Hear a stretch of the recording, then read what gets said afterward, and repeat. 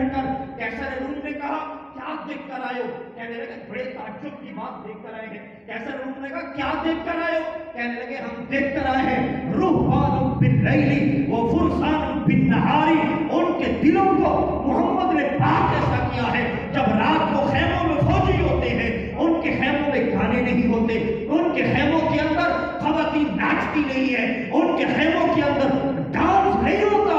رہبان باللیل، وہ تو رات کو ایسے ہوتے ہیں کہ ان سے بڑھ کر کوئی درویش ہی نہیں ہے۔ آگے کیا ہوتا ہے؟ وہ فرسان بالنہار، اور بادشاہ بس یہی بات ہے، رات کو عبادت کرتے ہیں اور دن میں جب گھوڑوں کی پشت پر بیٹھتے ہیں نظر آتا ہے بجلیاں بن کر دشمن پر چمک رہے ہیں۔ یہ کیا تھا؟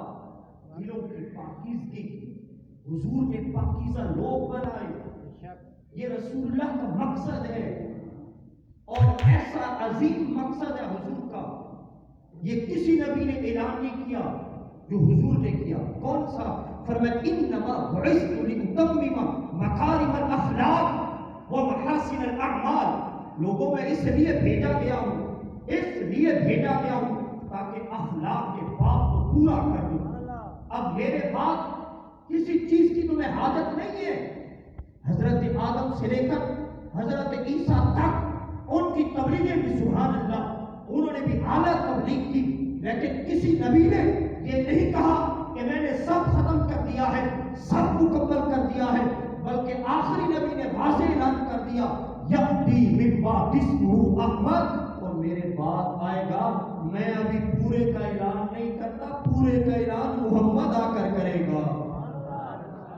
اب یہ اعلان کہ میں نے سب کچھ دے دیا ہے، تم نے تجارت کرنی ہے مجھ سے تربیت لے لو، تم نے حکومت کرنی ہے مجھ سے تربیت لے لو، تم نے کسان بننا ہے مجھ سے تربیت لے لو، تم نے قاضی بننا ہے مجھ سے تربیت لے لو، تم نے باپ بننا ہے مجھ سے تربیت لے لو، تم نے اولاد کی پرورش کرنی ہے مجھ سے تربیت لے لو، تم نے ماں کی خدمت کرنی ہے مجھ سے تربیت لے لو، تمہاری کمی کیسے ہوگی مجھ سے تربیت لے لو، اور تمہاری شادیاں کیسے ہوں گی آؤ میں محمد تمہیں سکھا دیتا ہوں۔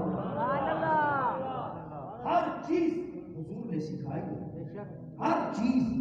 یہ تو ہم بدقسمت ہیں جو اپنے نبی سے دور بھاگتے ہیں اور شادی کے مواقع پر بڑے بڑے نیکوکار، بڑے بڑے عبادت گزار جو تہجد بھی پڑھتے ہیں، 5 گنا نماز بھی پڑھتے ہیں، لیکن جب شادی کا موقع آتا ہے سنت حضور کی ادا کر رہے ہوتے ہیں لیکن خود شیطان کو کر رہے ہوتے ہیں۔ اس وقت سفید داڑھی والا پاپا بھی کہتا ہے کیا کروں جی بچوں سے مجبور ہوں، کیا کروں بچوں سے مجبور ہوں۔ ارے کیسی مجبوری ہے؟ ختم کر دے سب کچھ کہ میرا تمہارے ساتھ کوئی رشتہ نہیں ہے، اگر میرا رشتہ ہے تو آمنہ کے لال سے رشتہ ہے۔ ہمارے مدنی قافلہ دعوت اسلامی کا ساہیوال کے علاقہ میں گئے، وہاں پر قافلے میں دین کی باتیں سکھائی جاتی ہیں۔ ایک صاحب نے داڑھی رکھی، اس کی چند دنوں بعد شادی کی، جب داڑھی رکھ لی، جب جہاں برات تو وہاں کام کا چودھری کے ساتھ آیا، براتیوں کا استقبال کرنے بچی والوں کی جانب سے، لوگوں نے آئے دولہا آئے، بچی والوں نے دیکھا کہ اس کے چہرے پر داڑھی ہے، انہوں نے کہا یہ بچہ تو نہیں تھا جن کے ساتھ ہم نے رشتہ طے کیا تھا، یہ کون ہے؟ باپ نے کہا یہ الحمدللہ میرا بیٹا نیک بن گیا ہے، میرے بیٹے نے چہرے پر سنت رسول سجا لی، سرکار کی شریعت کا پابند بن گیا ہے۔ اب بدبخت وہ بچی کا باپ کہنے لگا میں تو اپنی بچی کا رشتہ نہیں دوں گا، اس مولوی کے ہاتھ میں رشتہ دے، میں نے رشتہ نہیں دینا، یہ پہلے داڑھی کٹوائے پھر ہم رشتہ دیں۔ اب حیرانگی پریشانی میں کیا کریں، یہ وقت بھی آنا تھا۔ اب سب اس بچے سے کہنے لگے کہ بچے داڑھی کٹوا دے بعد میں رکھ لینا۔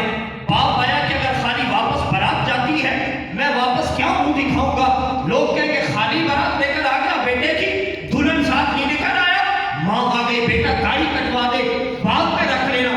اس کی ایک ہی بات تھی اماں داڑھی نہیں کٹوا سکتا، باپ نے کہا داڑھی کٹوا دے، کہا بابا داڑھی نہیں کٹوا سکتا۔ سب نے کوشش کی لیکن بچے نے ایک ہی سبق رٹا تھا، کہا میں داڑھی نہیں کٹوا سکتا۔ ماں نے تنگ آ کر کہا کہ تو اپنی ماں کو ناراض کرے گا، اپنی ماں کو دکھی کرنا چاہتا اپنے باپ کو دکھی کرنا چاہتا ہے؟ بیٹے کی آنکھوں میں آنسو آئے، اس نے کہا اماں اگر داڑھی کٹوا کے تجھے راضی کرتا ہوں تو آمنہ کا لال ناراض ہوتا ہے، تو ناراض ہوتی ہے، ہو جا، مگر محمد رسول اللہ کو ناراض نہیں کروں گا۔ اس طریقے کا اگر یقین پختگی آ جائے مسلمان کے اندر کہ اپنی شادیوں پر گندے ناچ نہ نچائے، کہ لوگ محلے والے آ کر دیکھ رہے ہو اور اپنی آنکھوں کی پیاس بجھا رہے ہو، گناہوں کے دلدل کے اندر بندہ شریک ہو رہا ہو، ایسی شادیاں نہ ہو، بلکہ شادیاں تو وہ ہو کہ جب دولہے کی بارات نکلے تو اللہ کی رحمتوں کی برسات ہو رہی ہو۔ میرے اور آپ کے نبی نے وہ دین دیا ہمیں جو کامل دین ہے، مکمل دین ہے۔ عیسائی لوگ آج ٹی وی پر ادھر ادھر بہت سارے لوگ ہیں جو غیر مسلموں کو جناب فلاں بڑا اچھا شخص ہے، فلاں بڑا اچھا شخص ہے، آئیڈیل ہے۔